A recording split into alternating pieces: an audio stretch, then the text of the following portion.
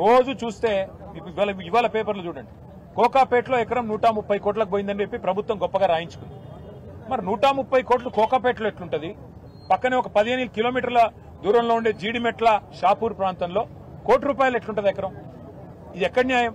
కొన్ని ఇప్పుడు మా దేవదానం గారు ఉన్నారు, ఆయనకు మరి మీరు ఇక్కడ కూడా గజం 4,000 రూపాయలకి ఇస్తే ఆయన కూడా కొనుక్కుంటాడు.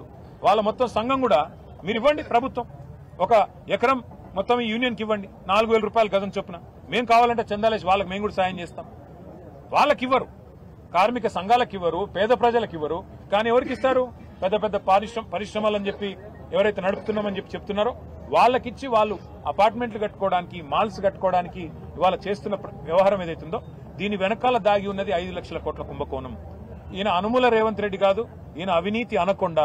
ఈయన అన్నదమ్ముళ్ళు, ఈయన చుట్టూ ఉండే కొంతమంది రియల్ ఎస్టేట్ మాఫియా, వాళ్ళందరూ కలిసి ఈ 9,300 ఎకరాల మీద కన్నేసి వాటిని కాజేయడానికి లక్షల కోట్ల రూపాయలు ఢిల్లీకి కప్పంగా కట్టడానికి, ఢిల్లీ పెద్దలకు పంపి పదవులు కాపాడుకోవడానికి మూటలు పంపి చేస్తున్న ఒక కుయుక్తి.